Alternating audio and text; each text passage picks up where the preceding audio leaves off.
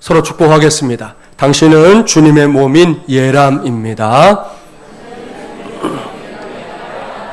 하나님을 만나는 예배자가 됩시다. 할렐루야. 오늘은 그의 몸인 예람들이 되자 두 번째 시간입니다. 지난 주일에 이 주제에 대해 설명을 했었지요. 다가오는 창립 5주년 기념 주일을 준비하기 위해서라고 말입니다. 그때까지 제가 전할 말씀의 핵심이 다름 아닌 교회란 무엇인가, 곧 교회론에 해당되는 말씀들이라는 거 다시금 기억해 두기 바랍니다. 두 번째 시간인 오늘은 교육, 작은 예수가 되기 위한 몸부림이라는 제목으로 하나님의 말씀을 전하도록 하겠습니다.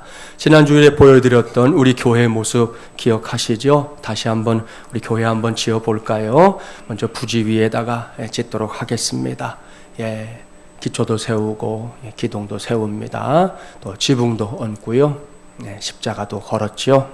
자, 여기에서 기초에 해당되는 거 지난주에 먼저 말씀드렸죠. 예배입니다. 오늘은 세 개 세워놓은 기둥 중에 첫 번째 기둥에 대한 말씀을 전할 차례인데요. 그것은 교육입니다. 자, 교육이 무엇인지 아시죠? 사전적인 의미는 이 지식과 기술 따위를 가르치며 인격을 길러주는 것입니다. 이를 위해 우리가 자녀들을 부지런히 이렇게 학교에 보내고 하는데요. 교육의 중요성은 단지 학교 생활에 국한된 것이 아닙니다. 신앙 안에서도 특별히 주님의 몸된 교회를 세워나가는 일에 있어서도 교육의 중요성은 강조하고 또 강조해도 부족할 뿐입니다. 오늘 우리에게 주신 말씀들이 그러한 사실들을 보여주고 있는데요. 첫 번째 본문인 히브리서 5장 11절 말씀 먼저 봉독해 보겠습니다. 신약 358쪽 히브리서 5장 11절 말씀 우리 함께 봉독해 볼까요? 멜기세덱에 관하여는 우리가 할 말이 많으나 너희가 듣는 것이 둔함으로 설명하기 어려우니라. 여기에 히브리서 기자가 겪고 있었던 한 가지 어려움이 기록되어 있습니다. 그것은 멜기세덱이라는 구약의 인물을 성도들에게 가르치는 과정에서 겪는 어려움입니다. 이 사람은 창세기 14장 17절 이하의 말씀에 등장합니다. 당시에 아브라함은 그돌라오멜 왕과 그의 동맹군들이 조카 롯을 사로잡아 갔다 하는 소식을 접하게 됩니다. 아브라함은 자신의 사병 318명을 데리고 뒤쫓아갔어요. 곧 전쟁이 벌어졌지요. 아브라함은 그 전쟁에서 승리했고 롯과 그의 가족들을 구해서 돌아오게 됩니다. 그때 하나님의 제사장이라고 일컫는 멜기세덱을 만나게 되는데요. 아브라함은 멜기세덱으로부터 축복을 받았습니다.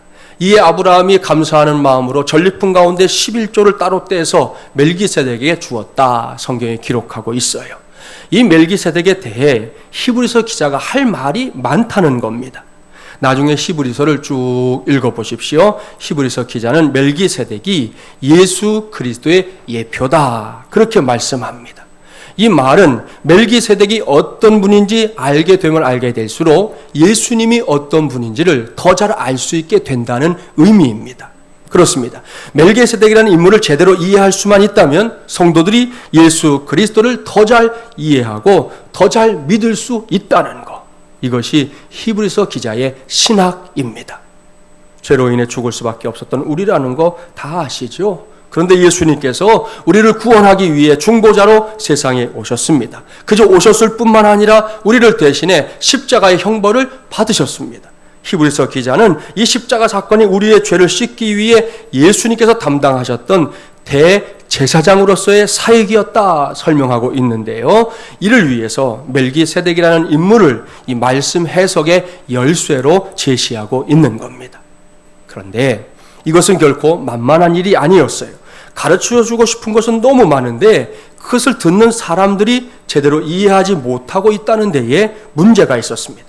히브리서 기자의 입장에서는 하나님의 뜻을 조금이라도 더 자세하고 확실하게 알려주고 싶은 마음이 굴뚝 같습니다. 그런데 그것을 듣는 사람들, 성도들이 자꾸만 고개를 갸우뚱하고 있는 겁니다. 이것이 히브리서 기자가 겪고 있었던 어려움이에요. 히브리서 기자는 너희가 듣는 것이 두나무로 라는 표현을 통해 자신의 어려움을 토로합니다. 여기서 두나무로 라는 말은 헬라어로 노드로이라는 말인데요. 이 단어는 부정어, 이 네라는 단어하고 멀다라는 뜻의 호데오, 이 두 단어가 합쳐져서 만들어진 합성어입니다. 노드로이는 듣는 것에 무관심한 혹은 이해력이 부족한 이런 뜻으로 해석이 됩니다.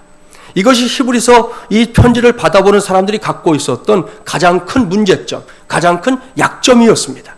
이어지는 12절 말씀을 볼까요? 히브리서 기자가 답답한 심경을 표현하고 있습니다. 12절 함께 봉독합니다. 때가 오래되었으므로 너희가 마땅히 선생이 되었을 터인데 너희가 다시 하나님의 말씀의 초보에 대하여 누구에게서 가르침을 받아야 할 처지이니 단단한 음식은 못 먹고 젖이나 먹어야 할 자가 되었도다. 아하. 사랑하는 마주물리란 가족 여러분, 여기서 때가 오래되었으므로 라는 말씀에 유념하기 바랍니다. 무슨 뜻이겠습니까? 이 서신을 받아보고 있는 사람들이 벌써 예수님을 믿은 지 오래됐다는 뜻이지요. 이제 막 예수 그리스도를 믿게 된 사람들이라면 무슨 말인지 못 알아듣고 덜 이해되는 것이 무슨 문제가 되겠습니까? 이런 새 가족들은 우리 모두가 더 많은 애정으로 돌봐줘야 합니다. 무엇이든 물어보면요, 친절하게 답해주고 궁금해하면 어떻게든 그 궁금증을 풀어줘야지요. 여러분의 힘으로 안 됩니까? 목회자들의 도움을 받아서라도 해결해 줘야 되는 일이지요. 그렇지 않습니까? 하지만 여기에 기록된 사람들은 그런 사람들이 아니라는 거예요. 이미 예수의 예자가 무엇을 뜻하는 것인지 알고도 남을 만큼 오랜 세월 동안 그리스도인으로 살아가고 있는 사람들입니다. 따라서 이제 그들은 가르침을 받는 데서 그치지 말고 다른 사람들 좀 앉혀놓고 열심히 가르치는 자리에까지 서야 했습니다. 그런데 그들의 현실이 어떻다고요? 안타깝게도 마땅히 선생이 되어야 할 사람들인데 그들이 여전히 하나님의 말씀의 이 초보 단계에서 1단계에서 헤매고 있다는 겁니다. 이제는 딱딱한 음식도 좀 마음껏 먹을 줄 알았더니 현실은 맨 젖병만 물고 있는 그런 모습들만 남아있더라는 거지요. 여기서 우리는 하나님이 갖고 있는 중요한 관심사를 확인할 수 있습니다. 그것은 사람을 키우는 것입니다. 이것이 하나님의 관심사요, 하나님의 기쁨인 줄 믿습니다. 그렇기 때문에 하나님께서는 저와 여러분이 어린아이의 모습에 머물러 있는 것을 결코 원하지 않습니다. 하나님께서는 우리 모두가 성장하기를 원하십니다. 이전보다 더 성장해가는 하나님의 자녀들이 되기를 원하신다는 거예요. 이것은 부모된 이들의 마음과 똑같습니다. 여러분 가운데 자녀들이 자라기를 원치 않는 부모가 어디에 있습니까? 물론 심정적으로는 어렸을 때고 예쁜 그 모습도 있잖아요. 그 모습으로는 있었으면 좋겠다, 그런 마음이 없는 것은 아니지만 아이들이 해를 거듭해 갈수록 그 나이에 걸맞게 외모도 잘하고 생각도 잘하고 그러는 걸 부모들이 원하지, 나이는 먹는데 하나도 잘하지 않는 그런 아이가 된다고 그러면 모든 부모들에게 근심덩어리요, 그 가정의 아픔이 되지 않겠습니까? 하나님도 마찬가지입니다. 하나님께서는 우리 모두의 신앙이 그저 제자리 걸음을 하는 것이 아니라 성장해 가는 것을 보고 싶어 합니다. 이것을 매우 귀하게 여깁니다. 지난 20세기에서 21세기로 넘어오는 시점에 교계에서 어떤 교회가 건강한 교회인가라는 논의가 있었습니다. 아주 활발한 논의가 있었는데 이 질문에 대한 대답에 있어서 으뜸이 뭐냐? 사람을 키우는 교회가 되어야 한다는 것이었습니다. 할렐루야. 얼마나 중요한 제적입니까? 그렇습니다. 교회는 사람을 중요시해야 합니다. 교회가 사람보다 어떤 프로그램이나 사회적인 일들에 더 주안점을 둔다면 당장은 어떨지 몰라도 장기적으로는 결코 건강한 교회가 될 수 없습니다. 그런저런 일들보다 우선적으로 사람에게 관심을 두고 그 사람을 키우는 교회, 그렇게 인물을 길러내는 교회가 될 때 주님의 몸된 교회는 건강해지는 것입니다. 어디 그뿐입니까? 이런 교회야말로 다가오는 시대를 깨우며 세상을 주도하는 교회가 될 수 있을 것이라고 확실히 믿습니다. 자, 여기까지. 저는 신앙생활에서도 주님의 몸된 이 교회를 세워가는 일에 있어서도 교육이 얼마나 중요한 것인지 말씀을 드렸어요. 우리의 자녀들이 여러 모양의 교육을 통해 성장해 가듯 우리의 신앙도 반드시 신앙 교육을 통해 성장해 가야 한다. 그것을 말씀드린 겁니다. 동의하시죠? 자, 여기서 일단락을 짓고 그 다음으로 생각해 봐야 할 것이 있어요. 그것은 교회 안에서 이루어지는 모든 교육의 목표, 그 꼴이 어디냐는 거예요. 그것은 다른 것이 아닙니다. 우리의 주님 예수 그리스도를 닮아가는 것입니다. 할렐루야. 자, 두 번째 본문으로 가봅니다. 에베소서 4장 13절 말씀 찾아서 봉독합니다. 신약 314쪽 에베소서 4장 13절 우리 함께 봉독해 볼까요? 우리가 다 하나님의 아들을 믿는 것과 아는 일에 하나가 되어 온전한 사람을 이루어 그리스도의 장성한 분량이 충만한 데까지 이르리니. 아멘. 할렐루야. 보십시오. 여기에 우리가 신앙교육을 통해 이 도달해야 될 목표점, 그러니까 꼴이 뭔지 분명하게 명시하고 있지요. 그것은 그리스도의 장성한 분량이 충만한 데까지입니다. 좀 쉽게 설명하면 저와 여러분이 작은 예수가 되기까지라고 표현할 수 있어요. 이것이 우리가 신앙생활을 하면서 확실하게 붙잡아야 할 믿음의 꼴입니다. 그러니까 교회 문턱만 넘나드는 것이 신앙생활의 전부가 아니라는 거지요. 앞서 잠깐 말씀드렸지만 처음에는 그저 교회의 문턱만 잘 넘어들기만 해도 돼요. 난생 처음 교회에 나오고 난생 처음 예수님을 구세주로 믿는 새가족들의 경우에는 주일이 될 때마다 저 문턱을 넘어서 예배, 하나님을 만나는 이 자리에 나오는 것만 잘해도요, 대단한 일입니다. 칭찬받아 마땅한 일입니다. 틀림없습니다. 하지만 그것이 끝은 아니라는 거예요. 신앙생활의 연수가 한 해, 두 해 늘어나면서 그 다음으로 힘써야 할 것이 있습니다. 그것은 다름 아닌 내가, 저 사람이나 이 사람이 아닌 바로 내가 예수님을 닮은 작은 예수가 되어야 한다는 것입니다. 이것이 신앙교육이 지향하는 가장 핵심적인 목표입니다. 사랑하는 마지못이라는 가족 여러분, 바로 여기에 우리 모두가 교회 안에서 교육에 힘써야 할 첫 번째 이유가 등장합니다. 그것은 하나님이 기뻐하기 때문이에요. 생각해 보십시오. 우리가 작은 예수가 되기 위해 몸부림치며 그 목표점을 향해 나아갈 때 누가 제일 기뻐하겠습니까? 두말할 게 없습니다. 하나님 아버지께서 가장 기뻐합니다. 그렇지 않겠습니까? 우리 교회만 해도 부모와 자녀들을 이렇게 가정별로 보면요, 어딘가 닮은 구석들이 있어요. 그게 뭐 외모가 됐든 성향이 됐든 뭐 심지어 걸음걸이가 됐든 분명히 닮은 구석이 있습니다. 그렇기 때문에 이제 신방을 위해서 전화를 딱 걸었다가 목소리가 너무 똑같아 갖고 목사가 깜빡 속아 넘어가는 경우가 있어요. 그래서 집사님 그랬는데 목사님 저예요. 그런 경우가 있다면 엄마 안 계신데요, 아빠 안 계신데요. 그럴 때가 있다면 깜빡 속아 넘어가요. 얼마 전에 있었던 우리 결혼식장에서 아마 저만 그런 게 아닐 거예요. 대부분 다 그러시더라고요. 신랑이 입구에 딱 섰다가 입장을 하는데 아버지랑 너무 똑같아가지고 저 진짜 깜짝 놀랐어요. 저기 앉아있는 어떤 분이신데, 예? 저분이 젊었을 때 저랬겠구나. 너무 똑같은 거예요. 뭐 생김새 말할 거 없고 걸어 들어오는 그 모습이 평소에 봤던 집사님 모습하고 똑같은 거예요. 똑같은 거예요. 이야, 얼마나 그렇게 똑같은지 깜짝 놀랐어요. 이렇게 부모와 자녀가 어딘가는 꼭 닮게 하신 거, 이게 하나님의 은혜입니다. 그 닮음 때문에 부모와 자녀 사이에 아주 끈끈한, 세상에 갈라놓을 수 없는 뜨거운 사랑과 정이 흐르고 있는 것이지요. 이것은 하나님과 그의 자녀된 우리 사이에서도 마찬가지입니다. 하나님은 우리가 독생자인 예수님을 닮은 구석들을 갖고 있을 때 가장 기뻐합니다. 왜요? 예수님을 닮는다는 것은 곧 하나님을 닮는다는 것과 같은 말이기 때문이에요. 이런 점에서 우리가 신앙생활을 통해 부족하지만, 아무리 생각해봐도 형편없이 부족하지만, 그래도 작은 예수가 되기 위해 몸부림치는 것은 틀림없이 우리 하나님이 기뻐하실 일인 줄 믿습니다. 그 믿음으로 오늘 이후 저와 여러분 모두가 신앙 교육을 통해 작은 예수가 되어가는 그 은혜의 주인공들이 되기를 주님의 이름으로 축복합니다. 자, 우리 모두가 교회 안에서 교육에 힘써야 할 두 번째 이유가 있어요. 두 번째 본문인 에베소서 4장 14절 말씀을 함께 봉독해 봅니다. 4장 14절 봉독해 볼까요? 이는 우리가 이제부터 어린아이가 되지 아니하여 사람의 속임수와 간사한 유혹에 빠져 온갖 교훈의 풍조에 밀려 요동하지 않게 하려 함이라. 아멘. 사랑하는 여러분, 여기에 우리 모두가 작은 예수가 되기 위한 몸부림인 신앙교육을 열심히 받아야만 하는 또 하나의 이유가 있습니다. 아울러 그러한 가르침을 나 아닌 다른 사람들에게도 베풀어야 할 중요한 이유가 사도 바울을 통해 선포되고 있습니다. 그것은 저와 여러분이 잘못된 신앙, 그러니까 사입이나 이단들의 속임수나 유혹에 빠져 허우적거리지 않게 하기 위해서입니다. 이러한 사도 바울의 당부와 교훈은 단지 2000년 전 사도 바울이 활동하던 그 시대에 국한된 것이 아니에요. 2016년도 6월 현재에도 우리가 귀담아 들어야 할 하나님의 말씀입니다.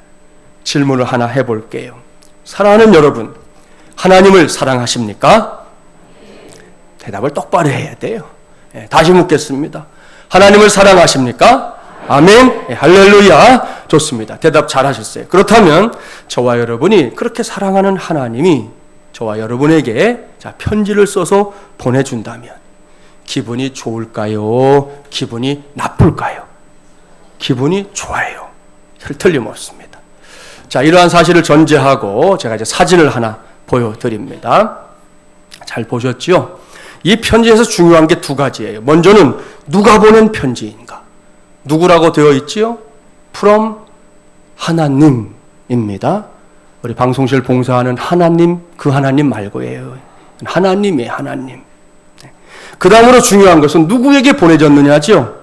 마중물연합교회 김진철 목사 앞으로 온 편지입니다. 기가 막히죠?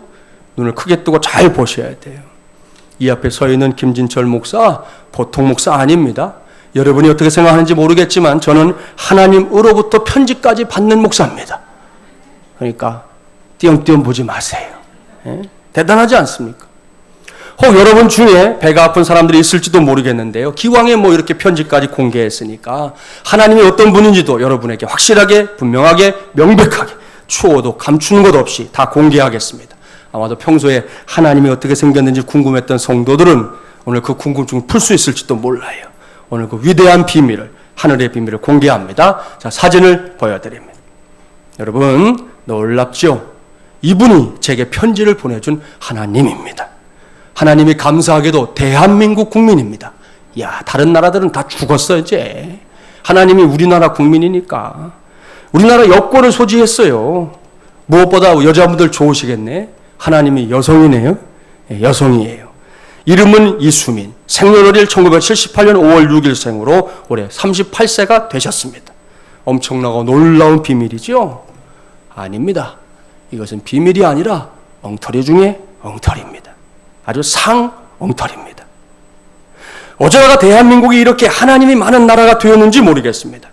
하나님의 교회 안상홍 정윤회에서는 안상홍이가 하나님이랍니다. 저 사람이 또 하나님이래, 쟤네들은. 신천지에서는 이만희가 영생불사하는 하나님이랍니다. 그러더니 이제는 이수민이가 하나님이라고 믿고 따르는 사람들이 하나님을 빙자하여 편지까지 써서 교회들에게 보내고 있는 실정입니다. 사랑하는 마중물연합 가족 여러분, 너무나 우습지 않습니까? 옳습니다. 이게 우스워야 됩니다. 세상에 존재하는 개그나 코미디 가운데 이것처럼 우스운 개그, 이것처럼 우스운 코미디가 없습니다. 이것이 맞는데, 그야말로 정답인데 현실은 그렇게 우습지만도 않다는 게 문제예요. 애초부터 예수님을 믿지 않았던 사람들이 현혹돼서 이러한 사입이나 이단에 빠지는 거 너무너무 안타까운 일이지만 그런 일은 얼마든지 일어날 수 있어요. 아무것도 믿지 않던 사람이 그럴 수 있잖아요. 진짜 문제는 멀쩡하게 하나님을 아버지로 예수님을 구세주로 믿고 섬기던 사람들이 세상에서 최고로 우스운 개그요 코미디에 빠져 인생을 망쳐버린다는 사실에 있습니다. 그렇습니다. 하루나 이틀도 아니고 수십 년을 신앙생활했다는 사람들이 어처구니 없게 사입이나 이단에 홀랑 넘어가는 경우가 왕왕 있어요. 이게 말이 되냐는 거예요. 어떻게 그럴 수 있냐는 거예요. 너무너무 속상한 일인데요. 그 이유를 짐작케 하는 기사가 지난 5월 18일 국민일보에 실린 적이 있었습니다. 타이틀이 뭐였냐? 2단 식별 카메라 작동 중 교회 부창 문구 온라인서 화재, 이런 기사였어요. 이 기사에 실렸던 사진을 보여드릴게요. 그대로죠. 2단 식별 카메라 작동 중, 이런 내용을 어느 교회가 문 입구에다 붙여놓은 거예요. 이 사진을 본 네티즌들, 신천지 가려내는 세계적 기술을 갖고 있는 듯, 혹은 3단 식별은 없나요? 특허 등록은 했나요? 등등의 댓글로 재미있다 반응을 보였어요. 그런가 하면 신의 권능을 빌려 2단을 색출할 수 있는 모양이라고 비아냥거리는 글도 있었습니다. 물론 이것은 2단 출입 금지라는 문구를 재치 있는 유머로 표현하려고 했던 거다 그렇게 생각해요. 그런데 저는 이 일을 보도한 기사 말미 제일 마지막에서 지금 우리 시대가 오늘은 저와 여러분이 꼭 들어야 할 메시지를 발견할 수 있었습니다. 국민일보에 이렇게 되어 있어요. 이단을 식별할 수 있는 카메라는 없습니다. 하지만 우리가 말씀의 기초 위에 굳건히 서게 될 때 아마도 우리 교회의 입구에 새겨진 그런 우스운 팻말은 사라지지 않을까요? 풀은 마르고 꽃은 시드나 우리 하나님의 말씀은 영원히 서리라 하라. 할렐루야. 사랑하는 여러분, 그의 몸인 예람들이 되기를 소망하며 오늘도 이 자리에 앉아 예배하려는 여러분, 이 기사에 저와 여러분의 관심이, 우리의 좀 마음이, 우리 믿음의 생각이 모아지기 바랍니다. 쭉 말씀드린 대로 오늘날 한국교회 안에 하나님이 많습니다. 그야말로 사이비와 이단들이 판을 치고 있는 겁니다. 이러한 때 이 물결들을 막아서고 잘못된 물꼬를 바르게 고쳐야 할 사람들이 누구냐는 거예요. 그리스도인들입니다. 바로 저와 여러분, 우리 시대의 예람들인 저와 여러분인 줄 믿습니다. 맞지요? 네, 맞습니다. 그런데 안타깝게도 그리스도인들이 먼저 무너지고 있다는 거지요. 신천지의 경우 신도수가 미미했을 때 맨날 했던 얘기가 뭔지 아세요? 구원받는 신도수가, 이 신천지 신도수가 14만 4천 명이 되면 영원히 죽지 않는다 하는 조건부 종말론을 가르쳤어요. 이 종말론을 배운 사람들 홀랑 넘어가 가지고는 자기도 14만 4천 명에 포함돼서 전 세계를 통치하겠다는 꿈에 불타며 포교에 앞장섰던 젊은이들, 특별히 대학생 아이들이 얼마나 많았는지 모릅니다. 자기가 그거 하겠다. 세계를 통치하겠다고. 아니, 이 나라 지성이 모여있는 대학이라는데 거기에 있는 애들이 여기 홀랑 빠져갖고 그러고 다녔다니까요. 부모하고 결별하고 부모하고 뭐 그냥 언성 높이고 싸우고 대판하고는 집을 나가가지고는 지들끼리 모여가지고 우리는 이 종말에 들어가서 세계를 통치해야 된다 이거예요. 멀쩡한 정신 가졌던 아이들이. 그 힘으로 신천지는 이미 14만 4천 명을 넘어섰어요. 그러자 이제는 영생에 대해서는 함구하고 14만 4천 명을 어떻게 표현하는 줄 아세요? 요즘은 진실한 신도들을 지칭하는 것이다. 전에는 그 숫자가 채워져야 영생할 수 있다 그랬는데 이제 채워지고 나고 넘어가니까 그거는 진실한 성도들을 가리키는 거야. 자기들 안에서 이미 교리를 바꾸고 있는 거예요. 아무튼 이렇게 많은 숫자 속에 저와 여러분처럼 정상적으로 교회를 다니며 예수님을 믿고 신앙생활을 하던 사람들이 상당수라는 거, 이것이 오늘 우리가 주님 앞에서 통탄해야 하는 이유입니다. 그리고 이것이 저와 여러분이 신앙생활을 한다고 하면서 그저 시계추가 오가도 교회만 오갈 것이 아니라 뜨거운 마음으로 신앙교육을, 제대로 된 신앙교육을 받아야만 하는 이유, 분명한 이유입니다. 그 교육을 통해 저와 여러분이 작은 예수가 되기 위해 몸부림칠 때 적어도 우리 중에는 단 한 사람도 사입이나 이단에 넘어가는 일이 없게 될 줄 믿습니다. 여기까지 전한 말씀 전제하고 이제부터는 저와 여러분이 작은 예수가 되기 위해 이 몸부림쳐야 할 두 가지 방향을 말씀드리려고 그래요. 첫 번째 방향은 뭐니 해도 내 자신을 향한 몸부림이에요. 오늘도 제가 전하는 말씀을 이렇게 여러분 듣고 있는데 오늘만이 아니라 우리가 하나님 말씀 들을 때 대개 두 가지의 반응을 생각해 볼 수 있어요. 첫 번째는 이 말씀을 내게 주시는 말씀으로 받는 반응입니다. 이것은 매우 이상적인 반응이죠. 진정으로 하나님의 말씀을 하나님의 말씀 그대로 받아들이는 귀하고 복된 반응이다라고 말씀드릴 수 있습니다. 이 감성소설의 대표 작가로 꼽히는 이용범 씨라는 분이 쓴 사랑한다는 것의 의미라는 책을 보면 이 저자의 어린 시절이 소개되어 있어요. 초등학교 때 이 저자의 뒤에 앉은 아이는 순이라는 아이였답니다. 척 보기에도 순이는 아주 지저분했고 가난해 보였습니다. 그래서 이제 학기가 시작한 지 한 달이나 됐는데도 한 번도 뒤를 돌아보지 않았대요. 그냥 앞만 보고 앉아 있었어요.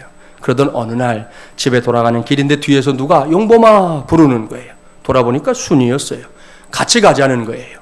속으로는 싫었지만 또 그때 애들은 그래도 좀 순진하잖아요. 그거 표현을 못 해가지고 같이 가게 됐어요.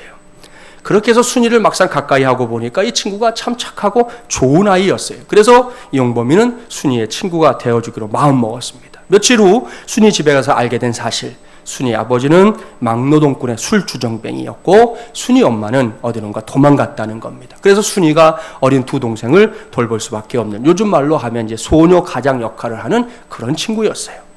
순이의 그런 처지가 불쌍했지만 어린 용범이로서는 뭐 아무것도 해줄 수 있는 게 없었죠.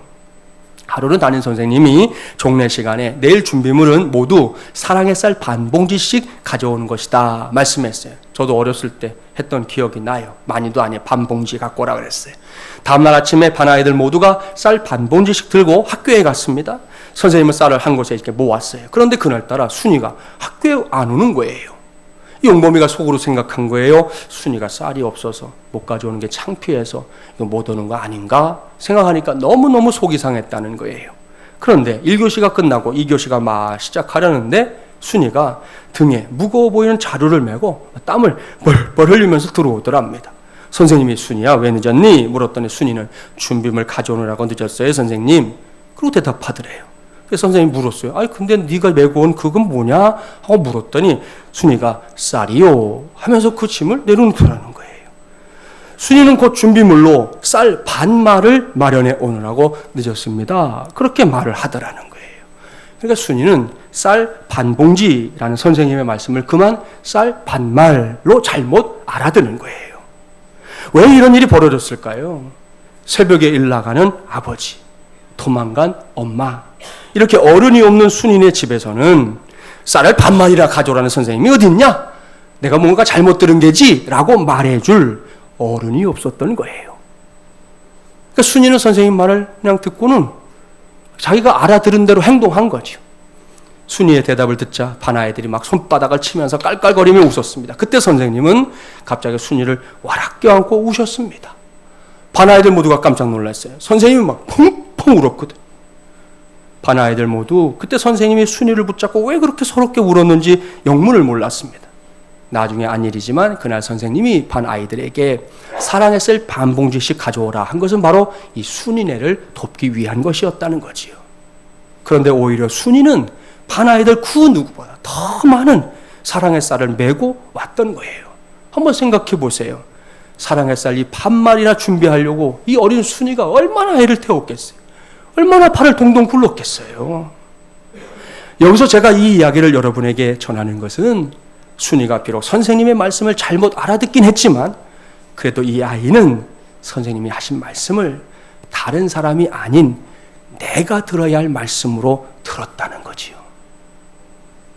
선생님이 종례 시간에 해주신 그 말씀이 내가 듣고 내가 지켜야 될 말씀이구나 이렇게 생각하고 그거대로 하려고 그 다음날 학교 오기까지 이 아이가 얼마나 애를 썼는지 거기에 우리가 주목해야 된다는 거예요. 얼마나 귀한 일입니까? 이것이 저와 여러분이 하나님의 말씀을 들을 때마다 그 말씀으로 교육받을 때마다 하나님 앞에서 드러내야 할 반응인 줄 믿습니다. 또 하나의 반응이 있겠죠. 그것은 하나님 말씀을 들으면서 신앙교육 받으면서 자꾸만 이 목이 자라목처럼 길어지는 그런 반응이 있어요. 왠지 아시죠? 그것은 하나님의 말씀을 내가 들어야 할 말씀으로 받는 것이 아니라 이 말씀을 꼭 들어야 할, 이제 쭉 갑니다. 권 집사님, 김 집사님, 남 집사님, 노 집사님, 박 집사님, 배 집사님, 백 집사님, 송 집사님, 신 집사님, 심 집사님, 여 집사님, 유 집사님, 윤 집사님, 이 집사님, 정 집사님, 조 집사님, 최 집사님, 함 집사님, 황 집사님. 우리 교회에 있는 집사님들 성은 다 갖다 놓았어요. 기타 등등 다른 성도들을 찾으려고 하기 때문이에요. 내가 들으면 되는데, 이 말씀은 그 사람이 들어야 되는데, 이 말씀은 저 사람이 들어야 되는데, 왔어 안 왔어? 그러라 말씀 들으면서 온통 정신이 딴 데 가 있는 그런 태도, 잘못된 것이지요. 이런 생각이나 태도로는 결코 작은 예수가 되기 위한 몸부림 제대로 감당할 수 없는 겁니다.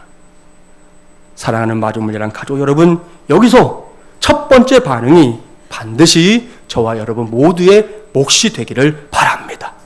다른 사람에 대해 이러쿵저러쿵 할 것이 아니라 제일 먼저 내 자신이 하나님의 말씀으로 교육받아야 할 대상이라는 사실을 인정하고 하나님의 말씀 앞에서 그렇게 반응하는 것 말입니다.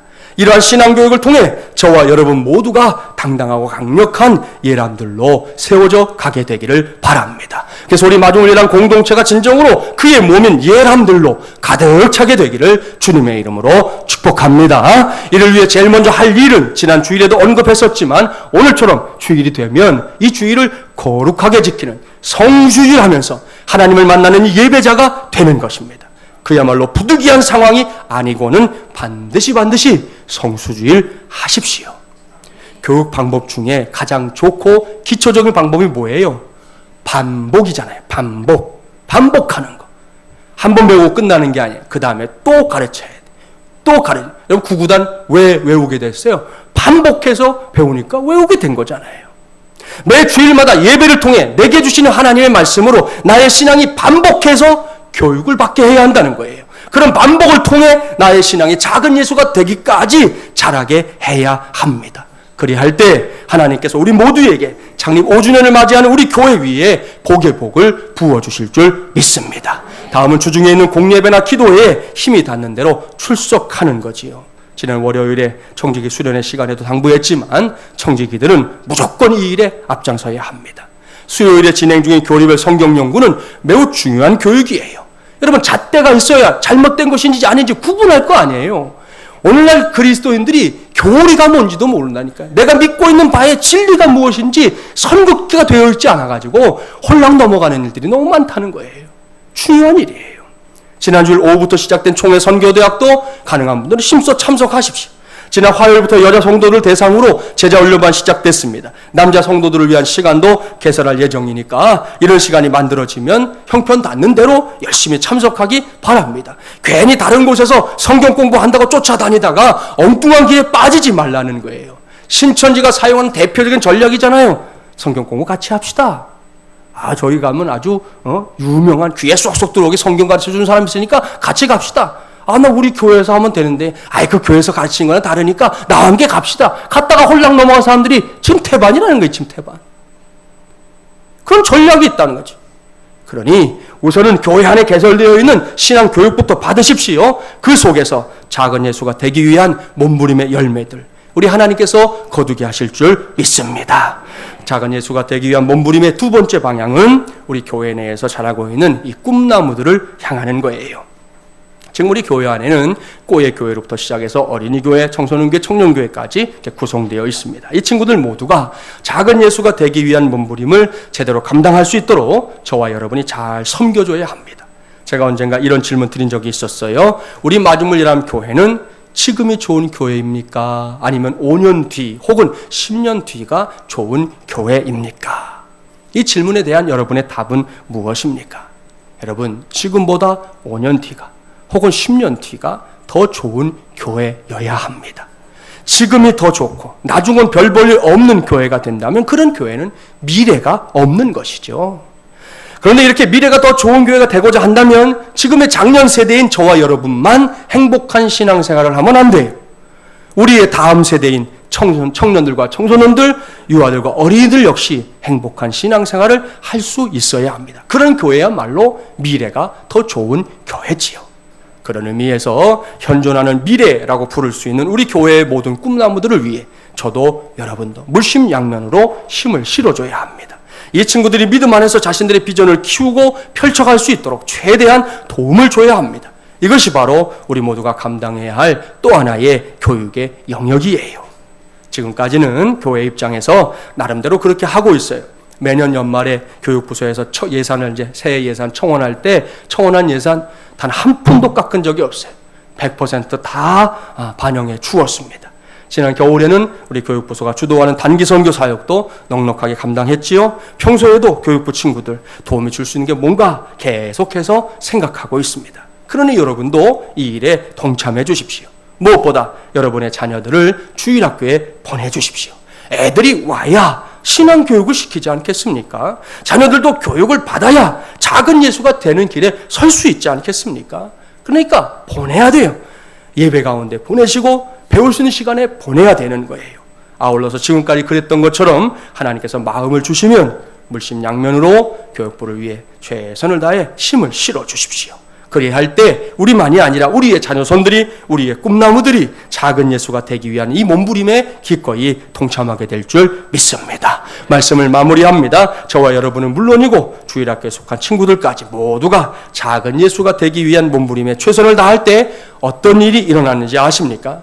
두 번째 본문인 에베소서 4장 15절 16절이 그것을 우리에게 가르쳐줘요. 15절 16절 말씀 우리 함께 봉독해 볼까요? 15절 16절 말씀입니다. 에베소서 말씀 같이 읽어봅니다. 오직 사랑 안에서 참된 것을 하여 범사에 그에게까지 자랄지라. 그는 머리니 곧 그리스도라. 그에게서 온 몸이 각 마디를 통하여 도움을 받음으로 연결되고 결합되어 각 지체의 분량대로 역사하여 그 몸을 자라게 하며 사랑 안에서 스스로 세우느니라. 아멘. 할렐루야. 이것은 하나님의 말씀입니다. 이미 선언한 대로 교회의 머리는 오직 예수 그리스도 우리 주님이십니다.